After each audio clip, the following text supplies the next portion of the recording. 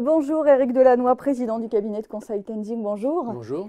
C'est pas passé inaperçu, on a eu cette étude qui a été largement commentée. Selon le cabinet Equilar, 10% des PDG des entreprises américaines du S&P 500 touchent un salaire 1000 fois supérieur à celui d'un employé médian.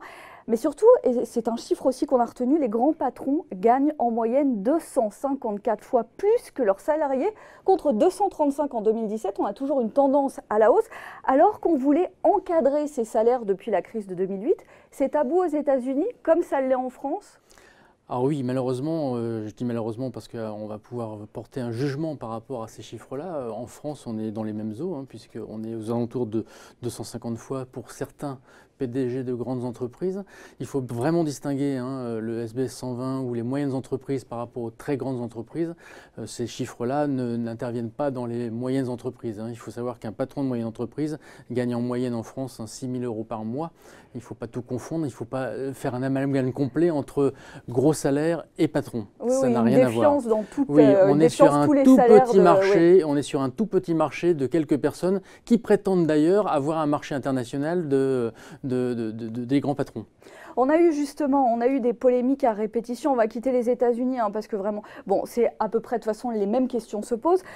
Réellement en France, il y a ces polémiques récurrentes et ces derniers mois, on a eu du côté Tom Enders pour Airbus, même si c'est pas qu'un cas français, Carlos Ghosn à répétition du côté de Renault et puis du côté de Technip FMC aussi, c'est récurrent, c'est un débat régulièrement relancé. Mais est-ce que finalement on crée des mesures où on parle de mesurettes, en fait on répond temporairement à une réaction populaire? Il existe un code, le code AFEP-MEDEF, qui a été mis en place pour essayer d'encadrer les conditions de rémunération des patrons et non pas leur niveau. C'est ça qui est très important. Faut-il aller plus loin? Vraisemblablement oui, parce qu'il y a une demande de justice sociale. On parle vraiment de justice sociale parce que contrairement à ce que l'on peut imaginer, d'ailleurs contrairement aux déclarations qu'avait fait Carlos Ghosn lors d'une audition à l'Assemblée nationale, on ne peut pas comparer un patron à un joueur de football. On ne peut pas comparer la singularité du talent du joueur de football à la singularité d'un patron qui met en place une dynamique dans laquelle l'entreprise dans son ensemble gagne. Et donc un patron sans son entreprise, c'est personne. Un footballeur, quel que soit le club, il est quelqu'un. Quand je parle de quelqu'un, je parle du talent. Il est une marque, alors qu'un patron n'est pas une marque. Il ne faut vraiment pas se tromper du sujet.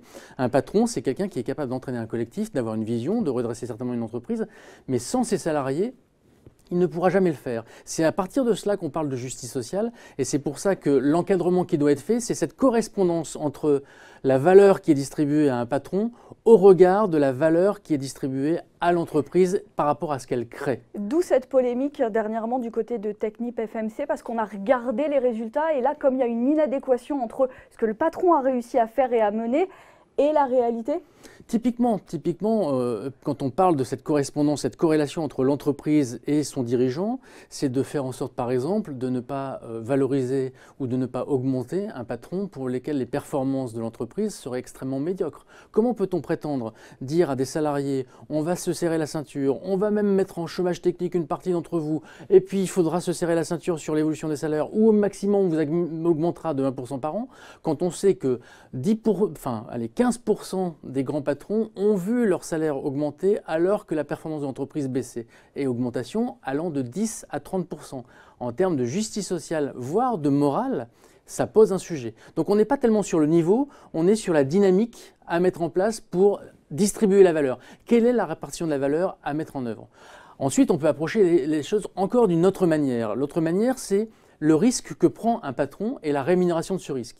Vous savez, on parle de 1000 fois le salaire le plus bas. Dans le cas d'Elon Musk, on parle de 45 000 fois. Oui, là, on est dans des oui, mais on ne parle pas de la même chose en revanche. On parle de quelqu'un qui est pour le coup une singularité, qui est vraiment, alors on peut parler de génie ou de fou, on ne sait pas, mais c'est quelqu'un qui prend un risque majeur, qui apporte quelque part à l'humanité quelque chose de très différent. Sans lui, on n'aurait pas inventé dans l'innovation. Et donc là, pour le coup, on ne parle pas d'un patron, on parle d'une singularité, de quelqu'un qui innove et qui prend des risques absolument majeurs. Quel est le risque aujourd'hui d'un patron du CAC 40 ? Moi, je pense qu'il n'en a pas, parce que ce sont des entreprises qui sont assez stables.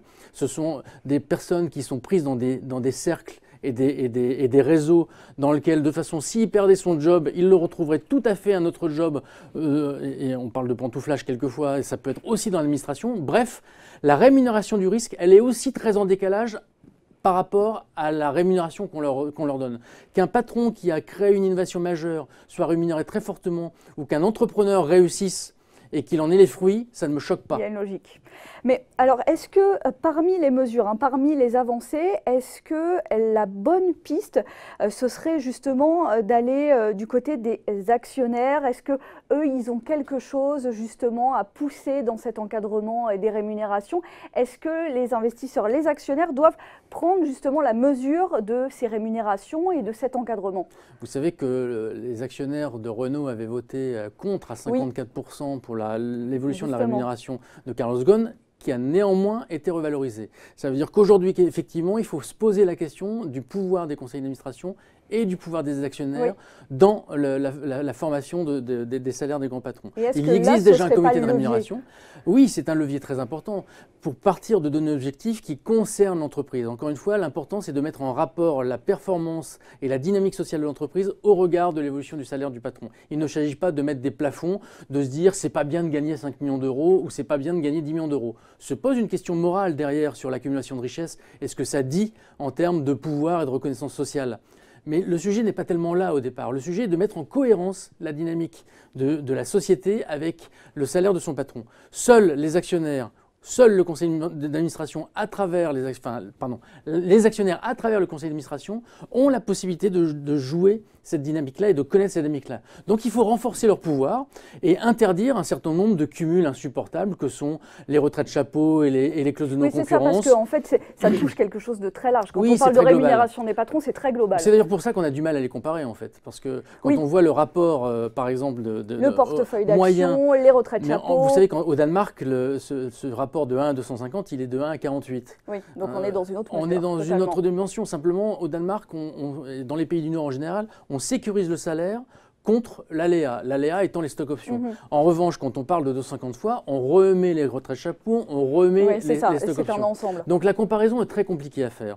En revanche, si on mettait en place des règles simples sur des choses de bon sens, que quand une entreprise fait des pertes, cette rémunération ne peut pas augmenter, qu'on ne peut pas cumuler retraite chapeau et clause de non-concurrence, soit on part en retraite, soit on va chez le concurrent, mais on ne peut pas faire les deux à la fois. Enfin, il y a quand même aujourd'hui des principes à mettre en œuvre qui vont faire en sorte que cette dynamique entre la dynamique sociale de l'entreprise et la rémunération du grand patron se mettra en cohérence. Dernier élément, dans les entreprises françaises publiques, on a limité ce salaire de 1 à 25 à peu près, avec un salaire aux alentours de 500 000 euros, 450 000 euros. On n'a pas eu de problème pour trouver des gens de talent. Après, ça dépend quelle est la motivation individuelle de celui qui va prendre la tête de l'entreprise. Tous les talents ne sont pas avides d'argent. Merci Éric Delannoy, président du cabinet de conseil Tenzing. Merci d'avoir été dans Ecorama aujourd'hui.